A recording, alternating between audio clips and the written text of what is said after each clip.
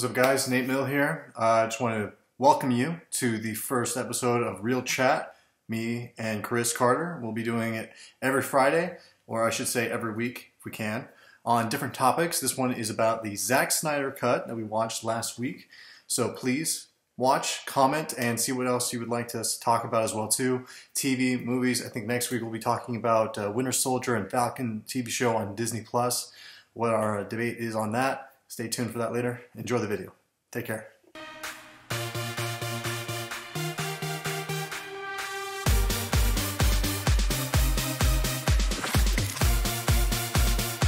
Cool, I want to say thank you for everybody joining the stream today. We're going to be discussing Zack Snyder's take or cut of Justice League.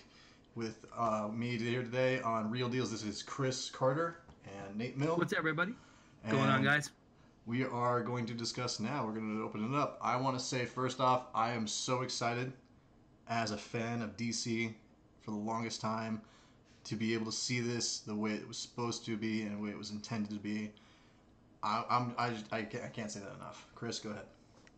No, it's really great to have these conversations with someone like you, because I'm coming at it from like a filmmaker point of view, a strictly person who enjoys the films, and you have that backup prior knowledge of the comic books. And I think that's really important to have in these conversations, especially when we're talking about source material, how that was translated to the screen. And of course, we have this giant do-over, which we'll talk about in length as we go, but yeah, man, I'm excited too. I think it's funny when we talk about DC, you're automatically going to compare them to Marvel, and I think there's just such a discrepancy in the film arena. However, I could argue, and I'm sure so could you, that DC has more noticeable and bigger IPs than Marvel. So I think that would be an interesting topic to kind of go over as we go through tonight.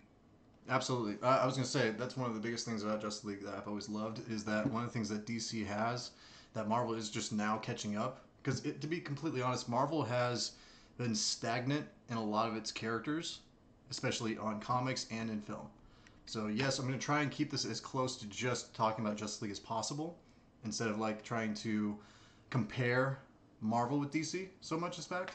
But they have been stagnant in a lot of their characters. They haven't really progressed a lot. Unlike Justice League, when you think of superheroes, most kids actually think of Superman, Batman, right, Wonder Woman. Not until MCU came out did they actually think about Iron Man or Ant-Man. Nobody knew who Ant-Man was, So that's a great point. That's a wonderful point. Actually, I still haven't seen the Ant-Man movies because it's just not. It's not a character that I feel like I would enjoy. Although I hear they're wonderful. But to your point, I couldn't agree more. Batman, Superman, Wonder Woman, even Aquaman for that matter, I think had more traction than maybe Iron Man and probably especially Thor too for that matter. But we don't want to entangle them too much. Right. I'm like I said, I'm literally gonna try and keep it from going into that, because I have a lot of points and a lot of things about that from it. Jesse says Marvel is the world's greatest special forces team. DC is the Greek gods. That's a good point. Okay. All right. I can get behind that. I do like the fact that, they both do have godlike characters in their roster, so to speak. But Marvel, they have the Norse gods, right? The cool thing about Justice League is that they created their own pantheon. And here's a little background for everybody that doesn't know this. People keep saying Justice League movie is a ripoff of Endgame. No, it's not. And I'll tell you why. Number one, first point. Darkseid was actually created first, and then Thanos was created 4 years after that in competition to Darkseid. And I didn't know that. That's interesting. The biggest thing about that is Darkseid was actually created by Jack Kirby himself, the other head of Marvel with Stan Lee. He left Marvel because he was disrespected and he didn't get the recognition he did at Marvel, came over to DC, and DC's like, you know what, create your own world. We want to give you this whole headspace. Do what you will. First thing he created, New Genesis and Apocalypse. The old gods against the evil gods on Apocalypse, which was Darkseid. That's how it started. He was actually created by a Marvel production head that came over to DC. So that's why when people come to me and say, oh, it's a ripoff, no, it's not. Darkseid was first. And coincidentally, if we look at movies, Justice League came out, and even though it was pieced together with Joss Whedon, Justice League came out in 2017, guys. Endgame didn't come out until 2019. So where is the justification in that?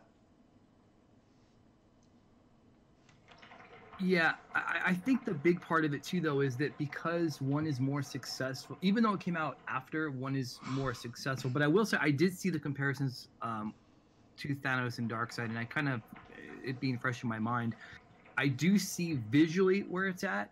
But I do want to, I like that point that you made, that, you know, when someone was given the creative space to create something, they ended up doing that part of an entirely different franchise. I think that's great, and the fact that, you know, Marvel kind of came out with something afterwards, I did not know that. That's interesting. I think that's something for the people who say that Marvel, you know, shits all over DC. That's an interesting point to bring up as soon as that conversation heads to that direction. Right? I mean, okay, now let's dive into what we really wanted to talk about: the differences between the two, 2017 and 2021. Yes. That's what we wanted to talk about today. I am so down to discuss the differences between DC and Marvel. I'm all for that. Later on, if we want to do that next week and stuff like that, we plan on doing this. Like I'm planning on doing this every Friday, discussing different things. And Chris, I think you'll be joining me for that too as well. This is our podcast. This is Real Deals with Chris and NAT3MILL. Let's talk about it. So, Chris, go ahead and tell me, what did you see differently, you know, as much as you want, about 2017 and then just yesterday's?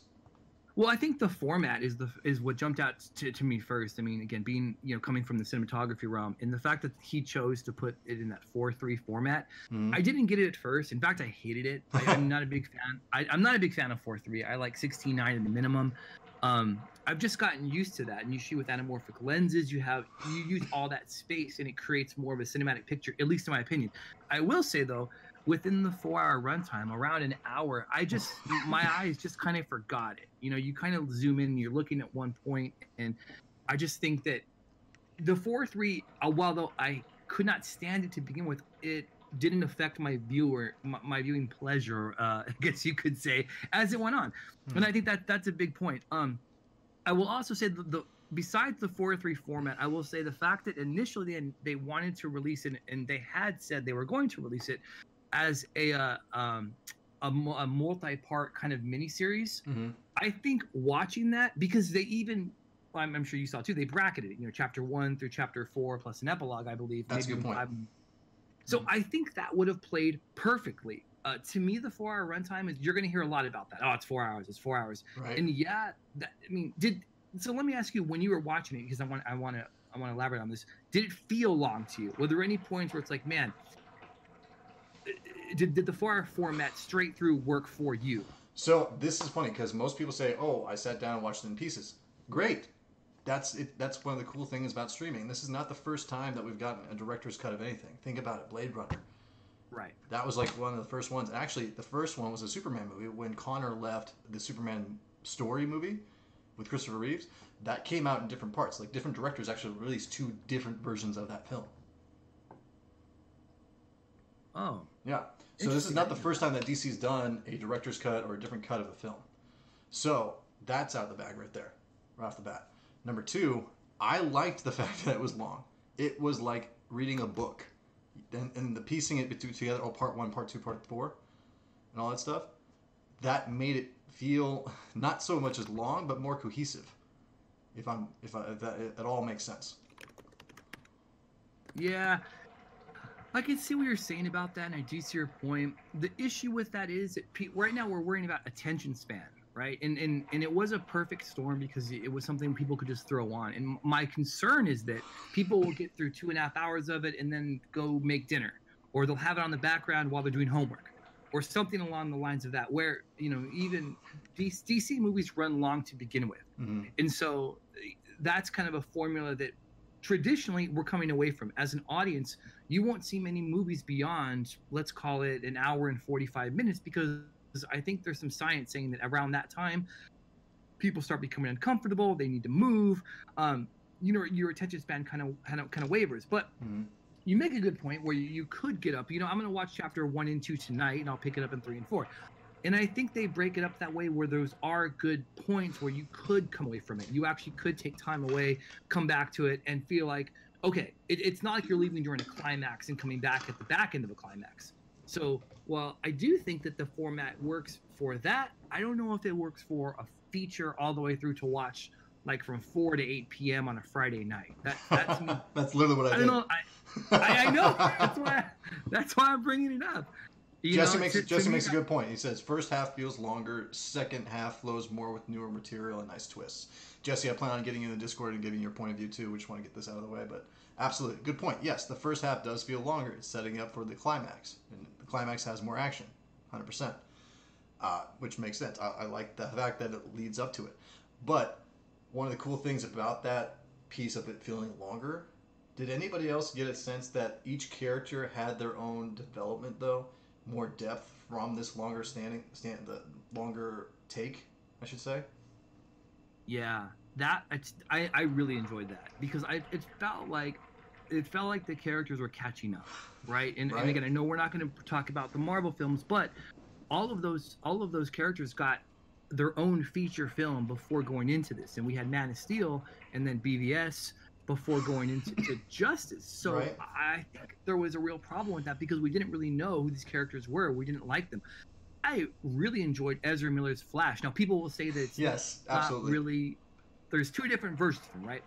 And by the way, you were absolutely right. When I was listening to it today, he sounds just like David Harris. If you close your eyes, he does sound like David Harris. That comment, Rachel said that, and I was watching at the same time because Michael was supposed to be here to watch it with us, but he was watching down in St. David because he had to leave. But he literally says that comment where he's like, "Looks like a very attractive Jewish boy." I'm like, "Oh my God, there's David." Yeah. I love that part. And he's so good. And I love that we got more of him. And I love that we got more of Cyborg's backstory because I know nothing about that character. Yep. Yeah, I know nothing about that character. So for me to see it, and again, you have the backstory. So you going in know more about these characters than I do. So if I don't see it on screen, then I know nothing about it. Yeah, and so again, I agree. Most people say the same thing. It's like fan base. But what I love about that is that this movie did less of telling you and it showed you more. Like, that's one of the things I go into film. I need to watch something. I'm like, okay, you don't have to explain this to me in dialogue. You can show it to me. I'm a smart audience member. Don't leave me. I can get there. And I feel like I got that from each individual character. Let's start from the top. Batman. If you look at Ben Affleck's Batman, what do you see in the very beginning with BVS? You see a very old, broken down ex-hero. And as the movie progresses with this one, he says it many, many times. I'm going in on faith. He starts believing in this movie. In the first one, not so much. He's just getting the team together because he needs them. That's literally the only feeling I got from Batman. This one, he felt more like, okay, we're going to do this together. We're a team. We've never fought us united together. That was a little bit more of a brighter version of this Zack Snyder's Batman as opposed to the Joss Whedon one. What do you think about that? Yeah, did you feel he was more likable in this one too? Absolutely. I love this Batman. I've always been a fan of Ben Affleck's Batman, but this one he I don't know how to describe it. I feel so giddy from it because I really wanted him to succeed in the role. Yeah, same. Honestly, I did not love the casting of Ben Affleck as Batman, but I didn't hate him in Batman vs Superman, and I liked him even more in this version than the original cut and Batman vs Superman. He's a much more likable character. He's more endearing, and like you said, there's that element of faith going back to it. There's a burden to him, and we get that in the epilogue too. There's a lot of he carries a big burden, and again we'll get to that too. But I enjoyed this iteration of Batman in this cut, so I thought that was a big plus over the original or the original cut. Yeah, absolutely. And funnily enough, to touch on what Jesse just said in the chat, Cyborg, that's another character. He did not really get a spotlight that much in the Joss Whedon one. He was just there. This one, and Zack Snyder even said this, he was the heart of the film. He went through so much crap in this movie than he did in the last one. Yeah. You know, you found out about his mom. You saw his mom die in this one. You saw his dad die before his eyes and stuff like that with his sacrifice. Cyborg. He was definitely more of a relatable character in this one. 100%. Marshall's in. I've been here for a while, but I was muted. I didn't know if you wanted me to talk, but yeah, I'm sorry. I had to message because this was okay. So unpopular opinion. Taking everything superhero related that's come out over the past 7 years. Besides Endgame, this is the best team-up superhero movie that's come out. Oh 100%. wow. Okay. In my opinion, I'm a DC hyper nerd. Like, it's just everything that I am as a person. Batman is my guy, and there were so many things in the original Justice League that I just hated. I just couldn't. It was such a travesty, and this movie fixed so much, and it made these characters who didn't get their own origin movie, like you said, who we knew nothing about. I mean, if you're a fan of the comics, then you know the characters, but they didn't tell the character stories through an origin film. They didn't tell it through exposition that was just horrible and hard to watch. They gave you just enough to understand the character, and then they built off of it, and it was beautiful, utterly beautiful.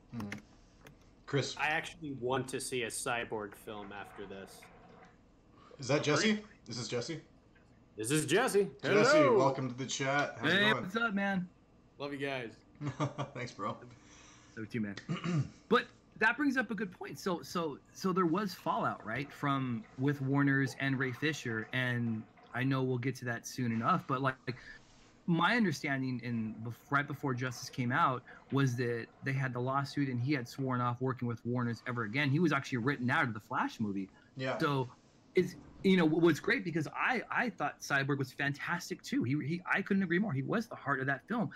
But does that mean that we're not going to get? Is that it? Is it a one-off for Ray Fisher in that universe because of the fallout? We don't. The legality. I still think it's too early to say where this is going to go.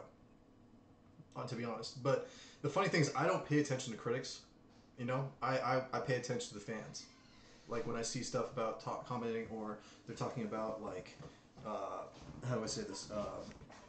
The service of a film, or if it's good, or anything like that itself. But I'm hoping for more. I hope they bring Zack Snyder back. I'm hoping for a Flash film, because one of the things I had a problem with Flash in Justice League with Joss Whedon, he was used as stupid jokes that were like trying too hard for laughs. Too Peter Parker-y. Yeah, too Peter Parker. Yes, but also the fact he looked sloppy. He did not know what he was doing. He was running around tripping over everybody all the time, and it was just used for comic relief, in my opinion. And I love the Flash. I'm a huge Flash fan. I love it. In my opinion, he's got the darkest backstory of any of the Justice League people, if you look into his actual comic and his actual past. But in this one, they changed the fight with him and Superman. Did you guys notice that? He wasn't just tripping around. He was actually dodging him, and he was just a little bit faster than him. Yeah. I love that. Yeah. I'm like, oh, that's perfect. And then when he pushes Superman, Superman goes back because of physics instead of just being him falling and twisting and falling over. I thought that the Speed Force, like the lightning around him, was less chaotic. I think they tuned that down a little bit too, which was great. I didn't like the fact that lightning was going everywhere and you couldn't figure out what he was doing. No, they did. The two characters who I thought were treated the most horribly in the original rendition of this movie were Batman and the Flash. I'll talk about Batman secondly, but to go off of this, the Flash, they even talked about it in like the actual original version of the film in the director's notes, that they had him run. A lot of people said that he looked goofy when he was running. If Yes. you didn't catch it, he's running like a speed skater. It's all fluid, all one movement, and that's what, like, if not in the comics but in real life, if someone's running at the speed of light, that's what he would run like. His body is all one fluid motion. So how are they going to make him, like, they're going to go so far as to make it hyper-realism as the way that he's running is set up a certain way, but then make him tripping over his own feet? Like, they show him being hyper-precise in moments of that movie, and then just a total goon in other parts of that movie. Right, like, so for example, when he passes Wonder Woman the sword, I understand why he tripped there. That made sense to me, because he was like, oh my god, I did something beneficial, right? And then he trips. Right. But the cool thing was when all of a sudden those guys, he like brought everybody out and all the rocks are falling, and he's just running around and up in the air and grabbing them. He's touching on the rocks. I'm like, oh, that's perfect.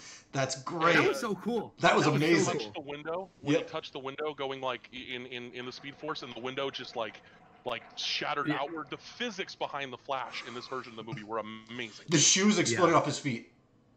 Yes. Incredible. That was. I'm like, okay, if his feet don't, like, if his shoes don't explode, then it happened. I'm like, okay, we're good. Awesome. There you go. And, perfect.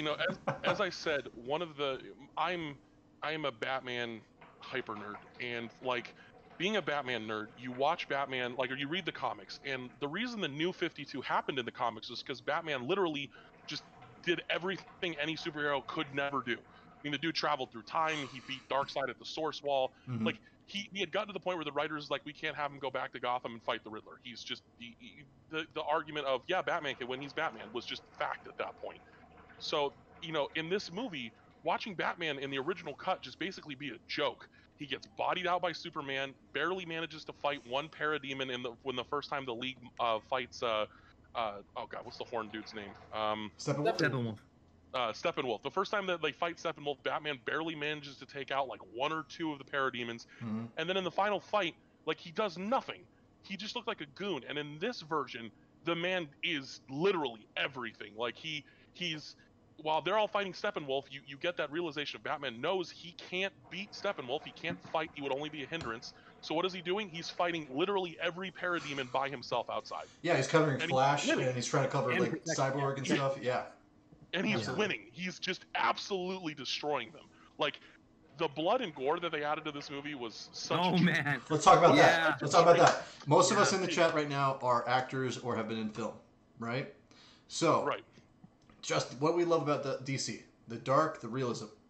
You see that more in DC than you do in Marvel, to be completely honest, right? Fair. Wonder Woman, when she punches that guy in the bank, and he flies into the wall, and there's a head hole and there's blood. I'm like, okay, great. This is exactly what we've been missing in these comic book movies. You see Tony Stark blast somebody in the face with his ion cannon, and the guy just flies back. There's no scorch marks. There's no nothing. It's not, the realism is not there. DC, this movie was there, 100%. Agreed. Yeah. Did you guys notice when Steppenwolf goes to Atlantis and he cuts that dude in half, and then the body kind of separates with the blood pooling the water? That was awesome. That was like another thing about that. Awesome. The realism, the talking underwater, they sounded like dolphins. I thought that was beautiful. Did you see when what Aquaman's wife or Amber Heard's character literally was bloodbending Steppenwolf? Oh yeah, that was awesome. He's like, you can't win. And he's like, she just rips the blood out of his body because it's water. I'm like, oh my god. Yep. Rachel said that. She's like, is she blunt bending? I was like, oh, yep. I thought she was like putting water in and pulling it out at the same time, but I think she was just pulling it out of him. I think Rachel was right when we were watching it. Yeah, no, it was amazing. It's great seeing more of Willem Dafoe as Volko, but it totally looks like he stole Denethor's wig from Return of the King. Facts. Agreed. All I could see. I love Willem Dafoe, but that's all I could see. Yeah, his hair was luxurious. But it kind of made sense why his hair was down, because he was still in a realm of like a warrior's-esque, as opposed to being the hand of the king, kind of, where his hair was up in the movie. You know? And he had the armor and stuff. Like he was going out and doing stuff and trying to get people involved and stuff. I like that. I love Willem Dafoe. Willem Dafoe! But, okay, so another character. That was like Aquaman, right? We already knew Aquaman and Wonder Woman, it's like their next film, even though Wonder Woman's movie took place before this one, right? The cool thing about seeing the expansion on these characters, that even Superman and everybody else, the depth in this film, because compared to Joss Whedon, as it led up to the climax, was there in this one. Like when I watch, I'm never going to watch the Joss Whedon one ever again. I will sit through another 4 hours of this one. When you look at the climax, when Superman shows up, all the tension in the fight leaves. There's nothing. Yeah. You know, there's no realism. There's no, okay, we need to separate these boxes, whatever. This one, we need to get to the boxes before they synchronize. We need to do this. Oh no, there's Darkseid right there. The tension built every time. I really feel that a lot of that reshoot money went to the visual effects of that Flash sequence at the end. It was so beautiful, and the tension rose so high. Yep. It was amazing. Oh, and literally, again, as another nerd, seeing them acknowledge that while Flash, everyone's like, running through time, Flash doesn't reverse time. He literally runs so fast that he is moving to a point where that reality existed before in time. Right. So again, giving more credence to the Speed Force, more credence to what he can do. And then as he's running back, basically fast enough back in time to reach the mother boxes, seeing the heroes being re-atomized. Yeah, that's badass. Superman coming back together because he got blown up. That man died. And watching, like, dude, Chris, Oh. Chris, as a filmmaker, Yeah. did that sequence make sense to you without any? Because I know the powers and the story behind that. As a filmmaker, watching that and watching as an audience member, did that make sense? What the Flash was going through at the time to you? Not initially, but it didn't take long to figure it out. One of the issues I have with some of these films is there's a whole shit ton of slow motion. That I have a real problem with that using this film.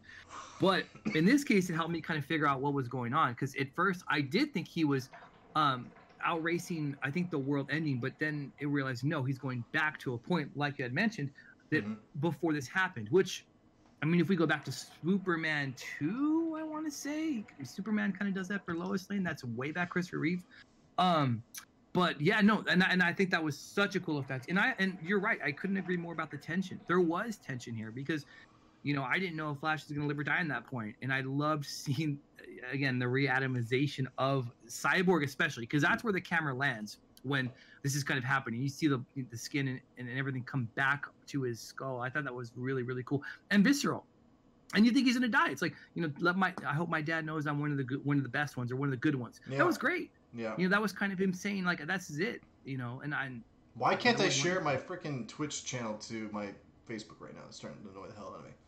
If anybody else can, just copy please. and paste it. No, I tried. I'm trying to share it. It's not working, but I'll figure it out. Anyway, yes. Agreed. I liked that. I liked the tension. I liked the fact that there was a need for Cyborg to be there, as opposed to I just have to touch this stuff.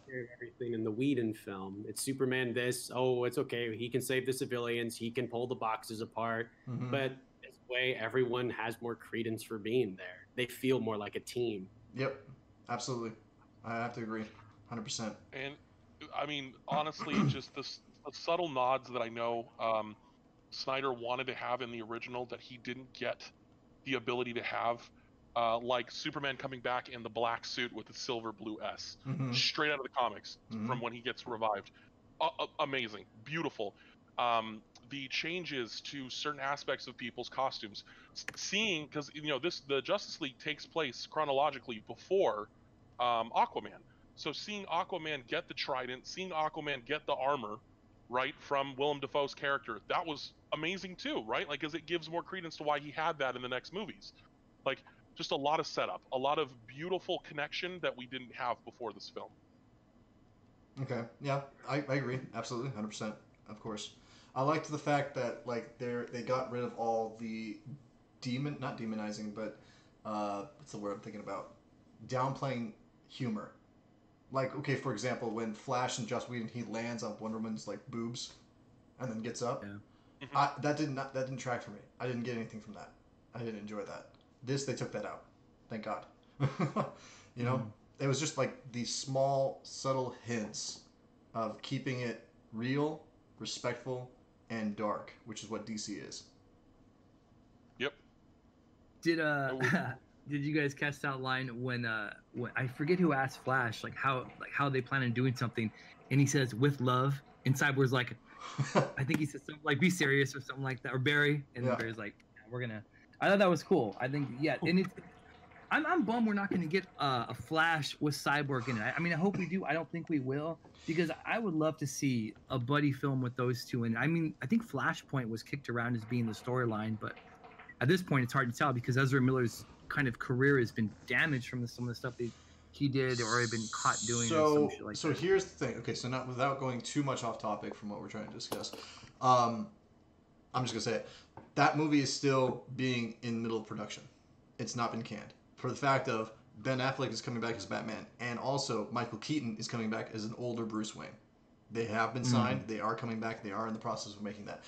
Cyborg being involved in it, I don't know. I hope they bring it back. The reason why Ray Fisher was all talking about the issues he went through makes sense, because Jared Leto went through the same thing with Marvel and Warner Brothers because they didn't believe in it. They weren't 100% on it. The cool thing that Warner Brothers does have is that they own all the rights to their characters. Marvel doesn't. Look at Spider-Man now with Sony. Look at Deadpool and all this other stuff. X-Men. Marvel has an issue with that. Warner Brothers doesn't. They own all the rights to all their characters. Ryan Cho, Cyborg's dad, the Asian actor. Asian actor. What's up? Adam. Adam, He's yes, the Atom. the Atom. Yeah, I thought you were talking about Adam Cole. I was like, wait a minute, he's in the chat. No, I tried to hit the T, I didn't quite get it. That's the Atom. The guy that actually shrinks becomes the Atom. Like he's like DC's version of Ant-Man, but was of course created first. Thank you. But maybe in the sequel he'll go up Darkseid's butthole and explode. Oh my god. Yeah, give us what we all wanted. Also, there is a giant, glaring, huge thing that we haven't discussed yet, and that's the next topic we're going to discuss. Martian Manhunter. Who freaked out? Did anyone catch that it's the Black General from Man of Yeah, Steel? yeah. Oh, Okay, so Always unmistakable. Landwick? Yep. You Landwick, yeah. So he's been Martian Manhunter since Man of Steel. And I will say this. In BBC, there is in the script that Zack Snyder cut out that scene after Superman's dead and Lois is in bed and Martha comes in and talks to her. When she leaves in the original script, that's actually Martian Manhunter always checking in on Lois. Because they actually had a relationship prior to that with the bullet and all this other stuff, right? That's him. His eyes glow red, and that's it. That's all that's in the actual panels that they draw when they're making the movie. Yeah. Mm-hmm. That was in BVS. He's been there since day one. He just hasn't shown himself until now. So for someone who doesn't know who that is, because again, I've only seen the films. Who the fuck is Martian Manhunter? What does he do? Jesse, Jesse, you want to say it? He is a shapeshifter from Mars. He had a brilliant introduction in the Justice League cartoon. You guys are gonna have to remind me. What else can he do besides fight moves and shapeshifting? Marshall, go for it. I'll follow up.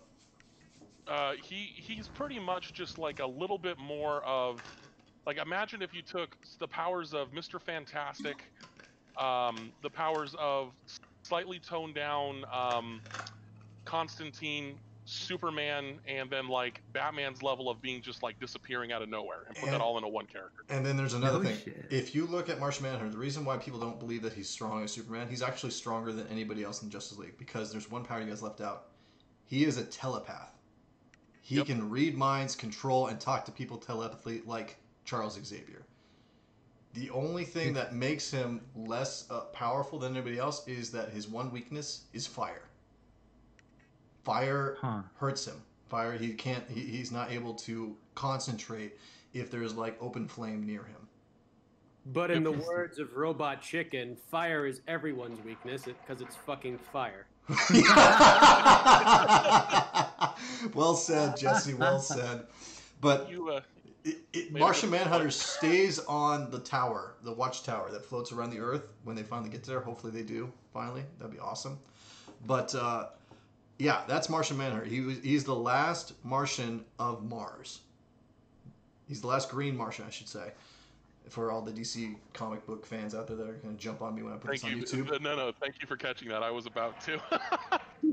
But there's an amazing Justice League Unlimited movie that introduces him for the first time. His real name is John Jones. He actually started as a detective in Metropolis when he came to Earth after he left Mars, because they were invaded by this other outside force, alien entity, that pretty much wiped out his entire race. So he comes to Earth. He's really powerful. He doesn't have to develop on the sun, but as long as Mars, the planet, is whole and alive and out there in the universe, he gets all of his powers. Without it, he's kind of useless. But he can phase like Vision. He can change his whole body. He's like a snake. He's like able to transform and hide himself, like, you know, going invisible. Or, for example, how do I say this? I don't know. But basically, you guys have pretty much touched on all of his powers. He's very, very powerful. He's very, very smart. But he's not as aggressive. If you look in the comics and how he's been portrayed, he's very, very... not intellectual. Like, I'm trying to describe him a little bit more. He's a preventative measure instead of being like a countermeasure that like, or like a responsive person. He likes to prevent things from happening in the first place. He's very much in the know and stopping problems before they become bigger problems. Yep. Gotcha. Very diplomatic and well spoken. Diplomatic. Thank you, Jesse. Thank you. I miss you. I miss you too, man.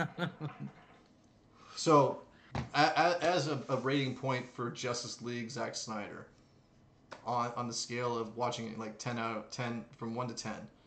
I'm sorry, I'm gonna give this thing a 10. Hard same. I give it an 11. Chris? I mean, I think you should watch it, sure, because and I think you should watch it, yeah, because there are people. I have a problem with it though, because he gets kind of like a do-over. When, like, you know, Josh did a lot of things right, or I'm saying did a lot of things wrong, but there were some things that it's like having a marketing survey, and then someone come back and telling you all the things wrong with it, and then you get a chance to do it again and call it kind of the first time. And I'm I so think glad you brought this point up, and I can't wait to respond. Go ahead. Sorry. Well, I definitely think people should see it. And from my understanding, it's sitting like high 90s in Rotten Tomatoes. And not that I let Rotten Tomatoes dictate. I can't stand them. You know how I feel. However, that will green light or shoot down a movie real quick if it's not doing well on RT. Right. But I think people should definitely see it. Do you have to see it? Maybe not. Do you have to see it in one sitting? Probably not. But I would say, yeah, people should see. I would say if you had to, 10 being had to, I would say 8. Okay. That's probably where I would put it in the level of things. Set. The cool thing is that I like, and I'm gonna respond before I let Marshall and Jesse jump in real quick. Sorry, boys. The cool thing is that this was not his decision. He didn't get to come back and do a do-over just because he could, because Warner Brothers didn't want to. The fact is that this is a tribute to us, the fans, the audience. We are the ones that made this happen. Not the studios, not necessarily the actors in the very beginning. I remember back when Joss Whedon's thing came out, and 2 months later, somebody on Twitter went on and said, "Hey, Zach, tell us, is there actually an edited version of this film out there?" His response was to take a picture of his film cart showing the Justice League with a thumbs up. And then the universe erupted wanting it. We all petitioned Warner Brothers. We petitioned the actors to support it. Jason Momoa even said like 75% of the film was actually already done. It was just the editing process wasn't done there yet. And then we got it. We got exactly what we wanted. We got what the fans deserved, to see the film the way the director's vision was supposed to be intended for the last 8 years.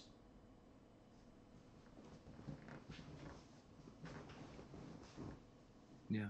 So that's where I see that. I'm not downplaying what you're saying, Chris. I'm sorry if that came out hostile. No, it didn't.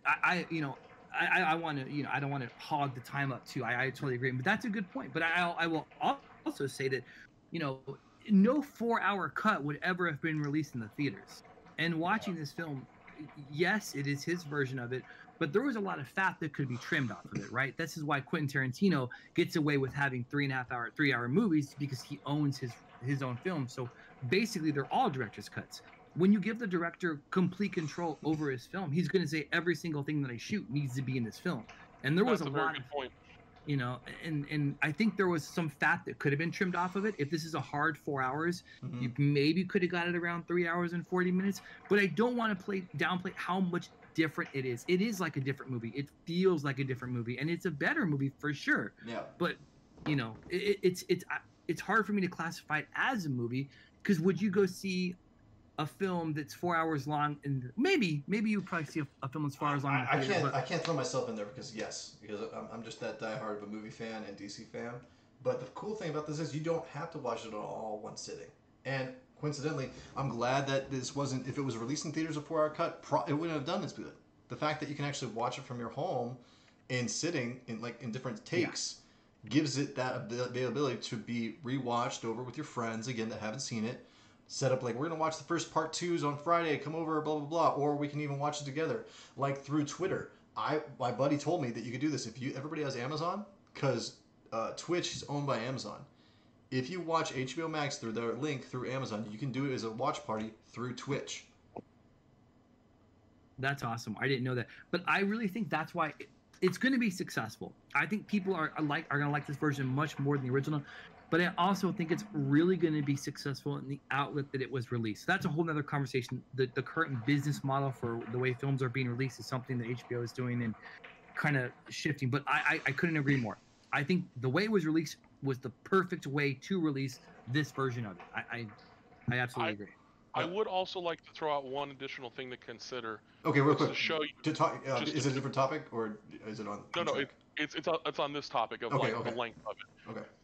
if you take the Lord of the Rings movies as an example, like Fellowship, Twin Towers, and Return of the King. Good point. Go ahead. Those movies were considered to be phenomenal films. But if you've read the books, there are hundreds of thousands of things that were left out of the movies. Right. So, I mean, if you make, I do agree that this movie was very long, but as a diehard fan and as a realist looking at everything that was being told, I don't think this movie could have been shorter. I think the movie would have lost what it was to be shorter.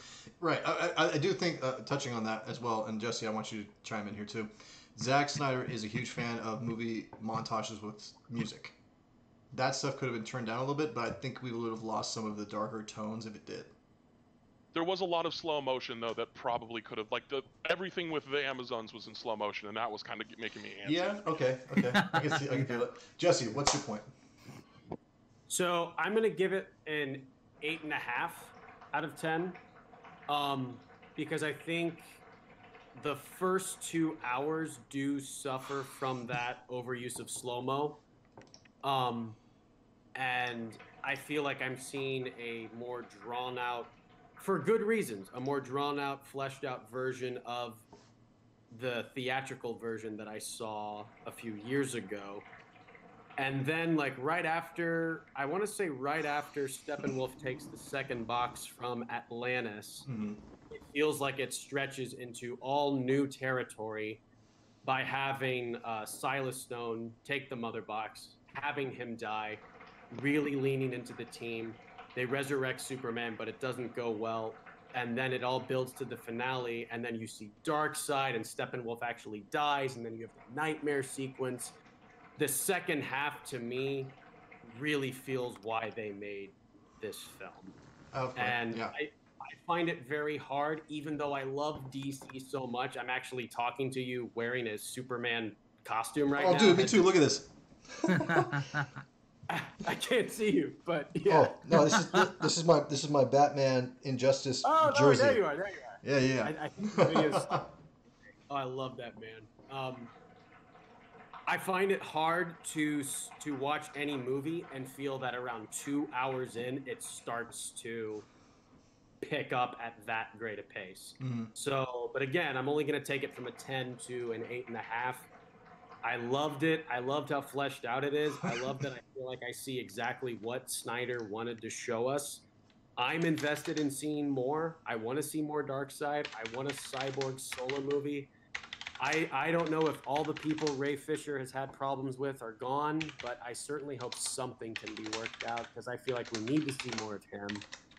And I do want to see the Flash movie. I hope Henry Cavill gets to make more Superman. He did say he's coming back after Witcher. He said he is coming back. He's posted about it consistently. But he has, from what I know, he has cameos or like smaller parts confirmed. Yeah.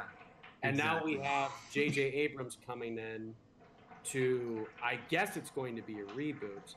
I don't mind multiple Supermen. He's my favorite hero, but I do want to see a Man of Steel 2. I do too. Real quick, chat. Put your rating of the movie in the comments if you can, and well, we can talk about any topics you guys have as well too about the film or what you guys want to see as well. Please feel free to do that. Help us support every Friday's Real Deals with Chris and I. It's gonna be great. Because we're not going to be just doing Justice League. We're going to be doing other things. So, like, down the road, me and Chris, like, next Friday, we're going to be discussing Winter Soldier and Falcon after the first two are released. We're going to be discussing the differences between that, what we want to see from that. Down the road, Godzilla vs. King Kong. We're going to be discussing that before the movie comes out as well, too. It's going to be fun. Oh, that's going to be my first film back in a big screen. Yeah. Me too, man. I was literally just, fuck yeah. I'll be in a theater for that one as well. I will be in the theaters for that, yeah, 100%. I can't wait to get back to theaters for this stuff. This is cool. Same. But with Justice League, real quick here, regarding what it was, the last thing I want to discuss as well, too, is that nightmare scene. I remember as the movie progressed, I'm like, when is that going to show up? Because they've hinted at it. Throughout this movie, they've said things like, for example, what Barry's dad said to him, and then Flash touched on, create your own future, create your own, don't go to the past, move forward. Love that they touched that on with the Speed Force and how he has the ability to do that. The nightmare scene. What did you guys think? Chris, go ahead, start us off. It was interesting, and I know you're a huge Jared Leto Joker guy, so I'm sure you were excited about it. I was lost at first. I thought that felt a little disjointed because everything was kind of wrapping up, and then this was kind of the post credits that lasted maybe 7 or 8 minutes. It was interesting. I know that they do hint at it. Ben Affleck's character says, you know, Lois is I think the key, and then we have that when the nightmare scene, you know, you let her die, Lois died, and I guess, you know, that part was you know, that kind of tied it together for me. I will say though that seeing Ben Affleck and Jared Leto's Joker in that exchange was awesome. I love that. I didn't like the camera shooting though. I'll say again, this is coming from. I'll touch on that last. I want to hear everybody's point of view on that, but I will touch about the camera here in just a little bit. Okay. Okay. So then just the nightmare scene itself to me was I didn't get why Deathstroke was in it. I think that's his name. I don't know why he was in it. I don't know why it came after, you know, him and Lex on the boat. It seemed like he was going to say, hey, we're celebrating something that happened before, but then we jumped to Nightmare. It just felt disjointed and out of place, for me at least. Although it was entertaining, the presentation of how we got there, that was the only part that threw me off, just a little bit. Okay. All right. Marshall, go ahead. All right. So, forgive me. I'll make this as concise as possible. I went on an hour-long rant about this last night after watching the movie to my roommate because I. Where is Travis? I was expecting him to be on this. He did not actually watch the majority of the film. He wasn't too interested in it. Oh no! So, I'm gonna have to hit him.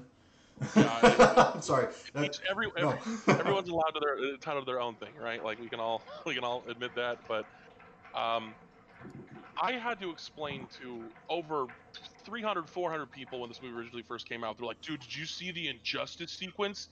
It's not Injustice, you goon. It's not Injustice. Injustice is an alternate universe. It has nothing to do with what we saw in that. It's its own reality. Absolutely. Yeah, that is what we're seeing here. Is actually, if you've read the comics, even if you watch the Dawn of Justice like original animated film, it explains it. Superman gets possessed by Darkseid. He becomes the minion of Darkseid, has his mind corrupted, and basically screws everything up when Lois Lane dies. So people will think of Injustice and think, oh well, Joker made Superman kill Lois Lane, and that's why all of the Injustice stuff happened. Two different stories, not the same. Right. Yeah. Now, I absolutely loved flushing out more of that reality where Superman has gone off the deep end, completely corrupted, and now a minion of Darkseid, and that's why he's fighting all the heroes, and the heroes are trying to either beat him or get Barry back to the time amplifier, which is inside of Star Lab, so he can get back in time fully and save Lois. Yep. So again, I don't want to spoil anything for those that don't know what's actually going on. That's why he had the suit. No, it's all spoilers. I already put it. It's spoilers. Spoiler away. Okay, so that's what they're trying to do. They're trying to get Barry to the time amplifier in Star Lab so he can get back in time fully and save Lois to prevent all that from happening. Now, for those that don't know this, it's not because it wasn't fast enough. It's because this future has already been corrupted by the anti-life equation. That's why he couldn't use the Speed Force to go back. Exactly. That's why Superman has been corrupted. That's what the anti-life equation is, and that's another topic I was going to bring up next. Why that's a huge thing. Why they're there. Because originally in the original Joss Whedon one, the boxes are there. That's that. That was the plot line of why Steppenwolf was there, just for the boxes or terraforming. They didn't actually expand on the fact of why they were interested in Earth. Not just because of the boxes, but because this power, which is basically just information that allows somebody to unlock it in their subconscious and use it. So just to explain that power, that's why it's been. That's DC Thanos. Yeah, well, yeah. As opposed to stones, it's actually just a power source itself that allows you to then not only control people, but also bring people back and also just kill them with a thought. It's way more powerful than the Infinity Gauntlet. So, having that more flushed out was awesome for the people that knew what was going on. It was amazing, and again, this, you mentioned it a couple seconds ago. I have a lot of other friends that are DC fans, and I will argue with them until I literally will die. When they talk about, Jared Leto, horrible Joker, Ben Affleck, the worst Batman. You're so wrong in so many ways. Ben Affleck is literally the Dark Knight Returns Batman in a movie. Mm-hmm. It's literally the Dark Knight Returns, a grizzled, broken down, beaten Batman who has watched his friends and loved ones die, but still maintains who he is. And you could see that in the brutality of the way that he fights, especially in Batman vs Superman, where he took apart those. Love that fight. That was the best fight of the movie. That was the first thing they shot. Yep. Yeah, it just destroyed those men, and a normal Batman, a younger Batman would not have fought that brutally. But this is an older, more grizzled, less tolerant Batman. That's why he's branding people. He's gone almost to the edge. He's lingering on the edge of becoming a villain, and it's amazing to see that. Now, Jared Leto, if you know the comics, there's not one Joker, there's 3. Mm-hmm. And Jared Leto is the perfect embodiment of one of the 3 Jokers, which again, very, very awesome, very, very cool to see that brought to life. Now, I will never say that there's a better Joker than Mark Hamill. Mark Hamill is the Joker. Thank you. Hands down. But Jared Leto is a hard, close second. And I know I'm gonna get a lot of flack. We're gonna get a lot of flack by people when I post this about like with Heath Ledger and stuff like that. And kudos to him and the intense labors he went to display that persona. Of course. Absolutely. Hands down. And again, you know, Heath Ledger was another one of the 3 Jokers, another phenomenal performance. And I won't take anything away from him. The man is a legend. I cannot dispute that. Or Joaquin Phoenix. I loved Joaquin Phoenix in his portrayal.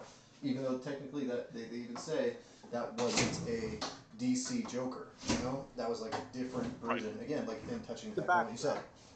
It's what? The backdrop. Okay. Yeah. Mm-hmm. And you know, that movie in and of itself is a whole other thing that we could spend a whole Friday night talking about. But I just, one thing that I felt so horrible about, and honestly, watching the movie last night and feeling miserable until I looked into it a little bit more, was knowing Ben Affleck said, I'm not doing Batman again. And now that we had the Robert Pattinson doing the year 1 Batman, the origin of Batman, seeing Henry Cavill saying, I'm not coming back to Superman, seeing, you know, all of these things that were originally announced, having Jared Leto saying, you know, you guys screwed me on so much, you cut so much of my stuff out. They really did. They did not do him especially justice. in Suicide Squad.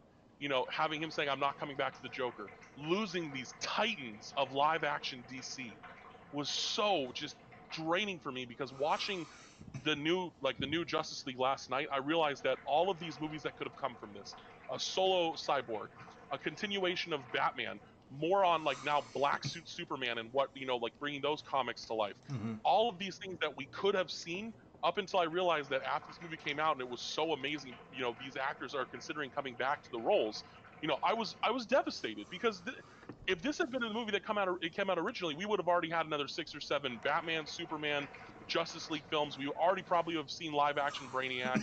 So much that like could have come that just the original movie just scrapped completely. To touch on that, I don't think that they should continue doing with like the big 3, Wonder Woman, Batman, Superman. They need to flush out the other characters like Ryan Sho, Flash, and stuff like that. Oh, agreed. I think that they should do that and then come back with another Justice League movie maybe 2 years down the road. Now, to touch back on the Nightmare scene, Chris, you mentioned the camera angles, right? You weren't really thrilled about that? They did not shoot that together. Jared Leto and Ben Affleck shot that separately. They were not actually on the set at the same time. That's why they filmed it that way, which I actually liked, because I already knew it going in, but I actually liked that because it actually gave each actor their own ability to work with what they had, which was themselves, which I think did it more justice, because it allowed Ben Affleck to just pull it out of him and make it more real about Robin and about the fact that he killed Harley Quinn, and then Jared Leto, like his little thing. We talked about this at length last night. Oh, sorry. Hold on 1 second. We talked about this at length about why the Joker felt weird in that scene. And this is my belief, is the Joker and Batman work together when they're at odds. When they're not, each of them are conflicted, which is why we get the Joker acting the way he is. Because he's not able to lash out. But he can keep trying to prod Batman, but he knows that in the end, it's not going to do him any good. He's not going to win. He can't win because he's not able to hurt him, because he needs him and the other one needs the other. Agreed. And again, another full tie back into the Dark Knight Returns version of Batman with, you know, Ben Affleck saying, and the only thing that I promised her is that when I kill you, and I will fucking kill you. Just the heat in that line, the burning rage that you feel Batman saying to the Joker, which again, if you've seen the Dark Knight Returns or read them, he doesn't actually necessarily kill him, but he kills him. Like he does everything. He snaps the Joker's neck. So, you know, like feeling that callback again, amazing, and then seeing Jared Leto's Joker for the first time we've ever seen a Joker be scared, because he realizes Batman is not kidding. No. Batman will kill him. Yep. And it was so powerful. It was just Jesse. Your turn, bro. I want to hear what you thought about the nightmare scene. I loved it. I love that Mara is involved and Arthur is dead. I love it's a little like Endgame in the sense that they put some of the heroes that you wouldn't expect to be there. Yes. Involved in this aftermath, because I'd like to see how someone like Mara interacts with somebody like Cyborg. Or Deathstroke. I'm very interested in knowing why Diana isn't there. Maybe she's been killed in this reality. Although she did. They showed her on a pyre. Remember? They did. Yeah, she was being burned by the Amazons. And so this is a couple dreams that Batman has had. And my theory is that it's not just Barry trying to warn him in BVS. It's also Martian Manhunter trying to plant those dreams in his head to warn him. You beat me to it. You beat me by that much. That it wasn't. Which is why he showed up. Yes, that's why he showed up. Yeah, exactly. I agree. He's like, oh, we could use all the help. We could use all the help we could get. And he's just like, I'm trying. And I'm like, and people are like, where was Martian Manhunter this whole time? Maybe he was there. He's trying to warn everybody. And the best way you can do that is to capture what they see in their heads and see that grim reality. Yep. Chris, so now that you know a little bit about the editing of that scene, what do you think about it from there? Well, I still hold my position. I'd like to ask Jesse, because he seems like he's probably the most accomplished actor in the group. Where wouldn't you want to have someone playing off someone as opposed to just projecting? I mean, wouldn't it be better to have first only back up? Why weren't they there? Was it a scheduling issue, or were they just not? It was a scheduling issue. He filmed that at the same time he did the little things. Issue. Yeah. And 10 out of 10 he filmed times, that. I will always want another actor to be there. I find very few people actually prefer someone to not be there. Oh yeah, it definitely helps. I agree 100%. It was a scheduling issue. He was filming the little things with Denzel Washington at the time, so that's why they had a scheduling issue. Ben Affleck wasn't working on anything at the time. That's why he was there, and that's why he had more time to do any of the reshoots that they actually did. But that was why Jared Leto had that part. And Jared Leto was like so excited to actually come back and do another portion and being asked back by a director. He actually was on the Late Show, I think, like 2 days or yesterday, I think, about it. So yes, absolutely 100%. I would always want an actor to be in the room with me, because you can play off their emotions, you can play off their facial cues, and even just the dialogue. So 100%. When I have to do reshoots, I wish there were more actors in there too, but I completely understand the way COVID's been impacting everybody and what's going on. It's a nightmare. Did you just do I walked into that. Yeah, you did. Oh. It's like But Barry that's the more credence how amazing of actors they both are. Yep, that was good. Yeah, I was gonna say. Yeah. They can do, even though they're not in ideal situations. I haven't acted a lot, but I did quite a bit as a young adult and as a kid, and I could not have made a scene feel that real without having someone standing there in front of me. Okay, here's my question to you guys. With that, sorry, Marshall, I just cut you off. My bad. Good. No, please continue. I just said it really does show, they deserve more credence for their talent, for what they can do, not being able to look another person in the face. For sure. No, so my I just lost my train of thought. Circle back to me, Chris. I gotta get going right now, but this has been a blast, you guys. Definitely. Thank you so much. Jesse, thank you so much for join us next week, same time next Friday. Okay? Yeah, man. Sounds like fun. Absolutely, bro. It's going to be fun. We're going to continue this for as much as we want to. This is going to be on Instagram and stuff like that. We're going to make a group page and Facebook and YouTube channel for this as well. Edit this together. Please share every single time you guys are in this. Share the link to Facebook, social media, to your friends to be involved as well, too. We want to hear everybody's opinion. If you agree with me or disagree with me, I want to hear why. Everybody's opinion matters. Amen, guys. Take care. You too, man. See you, Jesse. Brother. See you, buddy. What did I was going to say something. What were we just talking about? Talking about Nightmare. We're talking about the acting part of it. Uh-huh. We're talking about COVID being a nightmare. We're talking about Jared Leto. Yep. I was going to say something. I had something. Okay, Chris, do you have any other topics you want to discuss with the differences between this Justice League and the last one. Well, I just really hope that whatever Ray Fisher's issue with Warner's, and again, I don't know who's to blame. I don't know. It seems like Josh was to blame, or Joss. I'm sorry, Joss was to blame. Yeah, a lot of stuff's come out about that. It's crazy. Yeah, and especially with him and Charisma Carpenter and whatnot. But what I would say is that I really hope whatever issues that they have working together, that it gets resolved, because I really enjoyed Cyborg. I think that watching him in this film, I would go see a Cyborg film on this film. I would not have seen the Cyborg film on the previous film. And no, yeah. I think I would like to see Ezra Miller work with Ray Fisher, and I think that'd be great. So I hope that, to me, is something that I really came away with, where watching the old one, watching this one, you become more invested in those two characters because you kind of know about Batman. Granted, he's a much better character in this film. For Wonder Woman doesn't do much for me. Aquaman doesn't do much for me. Those are kind of still there. Mm-hmm.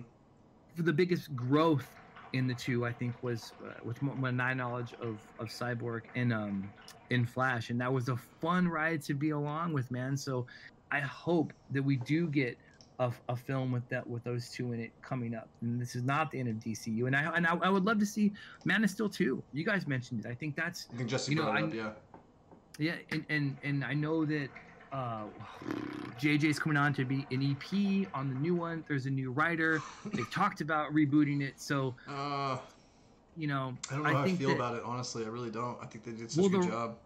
The writer is fantastic. The writer is a great writer. And I think that some of my other guys are talking about that might be the best way to kind of reintroduce Superman. But, are we going to get another Superman within, 8 years of Man of Steel coming out? 7 years, something like that. It's just thoughts, man. I hope it gets straightened out. I would love to see Cyborg back in the DCEU, and yeah.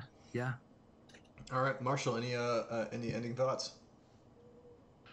Well, the only thing that I just want to restate is that, again, like I said last night, I watched the movie and then I got really sad and really depressed that there wasn't going to be any follow-up with, other movies that have been announced, with, lost time, with actors feeling shorted, with people being, stepped on.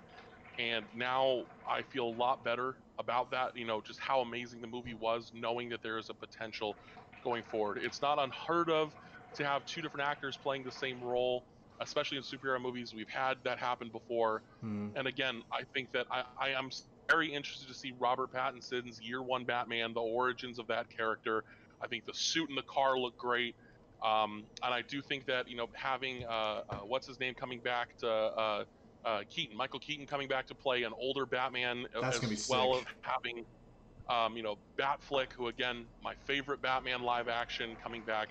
I'm very excited to see where the DC goes. I've said this for years. DC makes better comics, Marvel makes better movies, but this Justice League film really shakes up that breakdown. Like, it really does. It really does. That DC can make a movie that is right up there with any Marvel movie. Again, like I said, I don't think that it matches Endgame, but it definitely is at least on par with Infinity War. Good point. Very good point. Chris, any ending thoughts on any of these things? I think it's enjoyable to be surrounded by people who have such a deep understanding of the characters, and I think listening to you and Marshall speak, it's because I had no backstory on some of the things we talked about, especially the nightmare sequence and some of the things you had mentioned about Flash getting back to a certain point, and I think that's great. That really enriches the story for me, and that's one thing. It's like, yeah, I would like to see more of that. I think that the Snyder Cut's going to do a lot for kind of, I guess, giving some strength back to the Justice League. I think it kind of hopefully wipes away the stench of the original one. It would be nice to see a follow-up. My understanding is the Warner Brothers has no intentions of letting Zack Snyder direct anything. However, I mean, if this thing lights up Rotten Tomatoes and it lights up the viewers on HBO Max, then that'll change real quick. I was going to say, so far it's doing that. I feel like it really, really is. And from what I can tell. To wrap up what I hope to talk about next on the next podcast for this, DC versus Marvel. I think we touched on a little bit of that, just to air it out, about movies and like what Marshall said. Here's the difference from what I see. Marvel wins with better audience reviews. It does seem more like a family-based movie. If you look at the posters for every single DC movie, they're more dark, they're more gritty, and they're a little more mysterious. When you look at Marvel pictures, they're kind of bland. It just shows people. You know, it's not really, there isn't a sense of tension or intensity from them. DC does a better animated universe, 100%, more than Marvel has it done. Also, Marvel wins though with committed actors. Because usually I think it's because of contracts, to be completely honest about that. Yeah. DC does better television universe. So they're hitting out of the park with the CW and stuff like that, and the movies and shows that they had as well. Marvel wins with crossovers because they built a better marketing about how they started with the MCU. Hats off to Jon Favreau about what he did with Iron Man and everything else as well. But one of the biggest things, absolutely, one of the biggest things that I appreciate about DC is that DC does better embracing of female leads.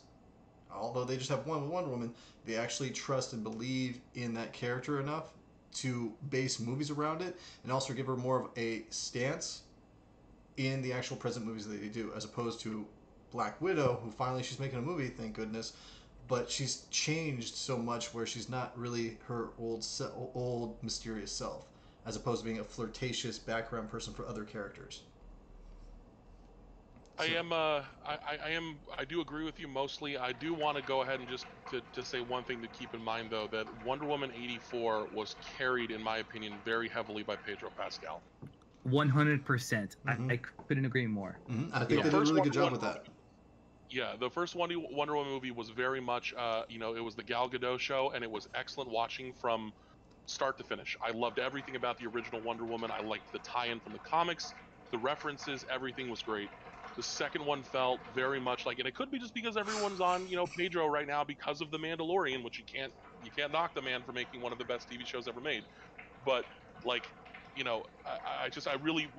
felt Wonder Woman was lacking a little bit. So while I do agree with you that DC does seem to actually give a lot more credence to the Marvel Universe movies where they have their empowerment scenes, they're glorifying women actors and what they can do and their superheroes, which I love. I think that needs to happen.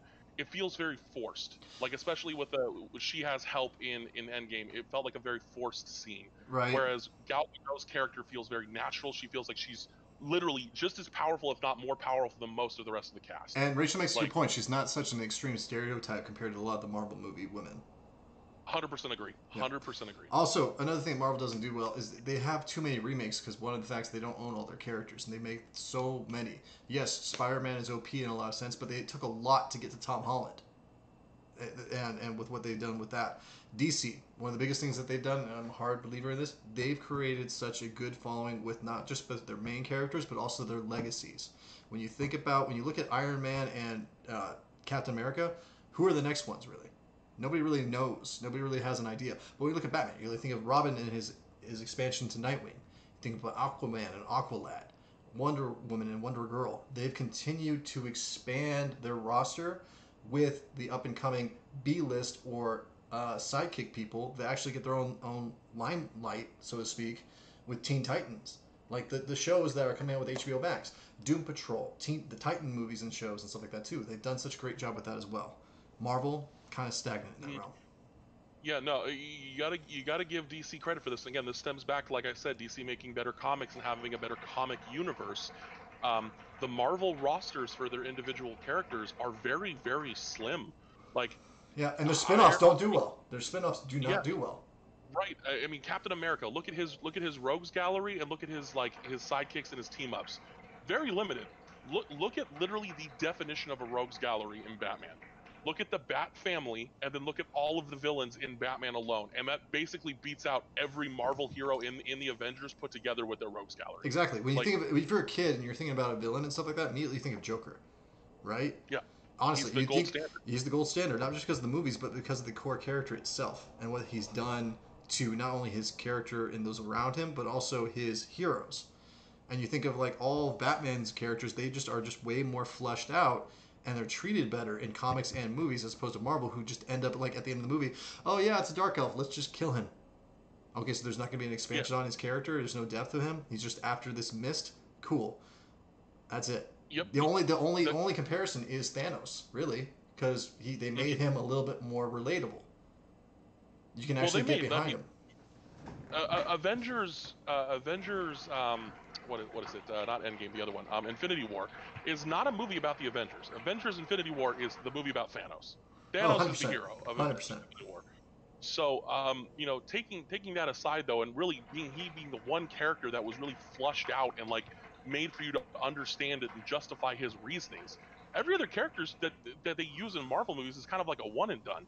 I mean, even look at a character that was like a fan favorite, like Winter Soldier, which is he's rapidly become one of the most like known and liked characters in the Marvel Cinematic Universe.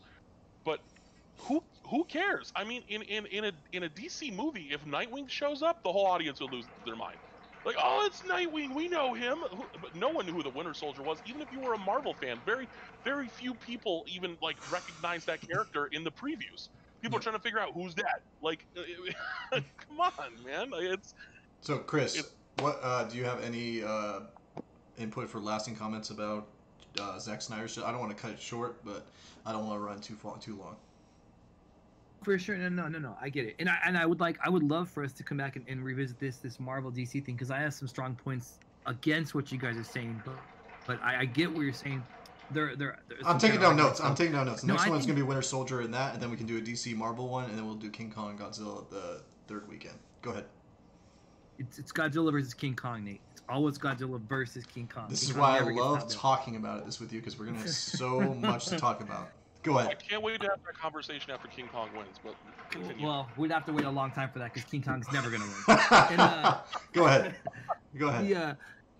No, I think that, I forced myself to watch it, because I wasn't really a big fan of the first one, and I loved how they shaped it to be something different, because it is something different. People have said, the executives who have seen it said it's a completely different movie, and it is, and I enjoyed it. And I would say, we talked about it before, I would definitely say people should see it. I think the format that it's released in bodes well for the audience today, and especially during COVID times. But I am exceptionally thankful that we had the opportunity to talk about this, because 100%. Had we not, I maybe wouldn't have seen it until later. And I would have hated myself. It's like I saw Dunkirk, I think, after it was out of the theaters, and then I'm like, oh shit, I wish I would have seen this in the theaters, because I have a different emotion of that, because it pushed back my own premiere of Fractured back in the day. So go ahead, continue. What are your final points? No, that's basically it. I did enjoy it much more than I thought I would. And when you've seen a shit ton of movies and the game is to be entertained, it's hard to entertain people nowadays, man. Like, it really the audience is hard. We're smart. We've seen it all. Vine, we've seen TikTok. You have to take attention spans are like 6 seconds long.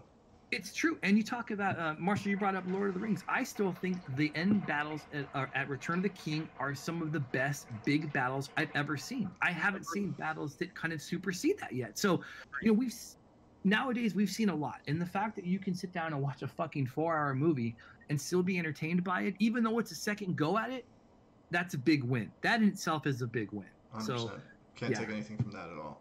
I like the fact that we got what was promised, like what was said. Like, Darkseid was a huge focus on the opening teasers and about what his end game and his goals were. We got to see Superman in the black and silver suit. We got way more than what I bargained for, and I'm happy for it, with Victor Stone's backstory, his version with the Justice League, and what went on with him and his mom and his dad. The Flash got more with Iris West and his love interest for future movies. I was originally cut out of the theatrical release itself. We got a lot more set up with Jason Momoa, Aquaman's character. Even when we got the movie, we got a little more with his understanding of how he got back to meeting up with Falco and Mira. Zack Snyder even made it good on his promise to change the color and make it more dark, not just with the tone, but also with the actual lighting of the film back to where it was supposed to be, not this orange-red sky weird thing that was going on. And 100% Batman was back to Batman.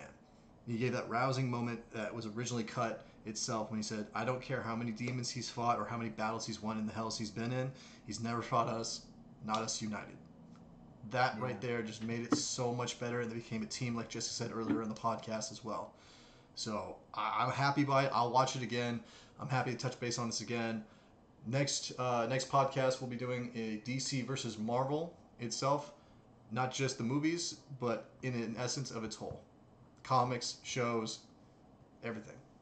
Hell yeah. Thank you guys so much for joining us on Real Deals here today with me, NAT3MILL and Chris.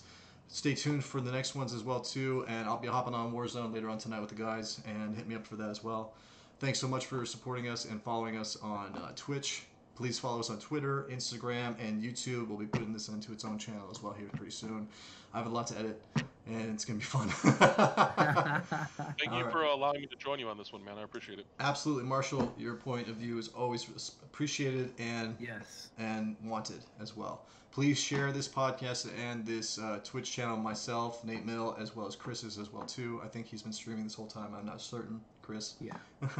But yeah, Chris, let's get that cartoon edit. I'll make a photo and stuff like that. I'll get that out to you. But thank you so much, guys. That's going to be it for this podcast on Real Deals with NAT3MILL.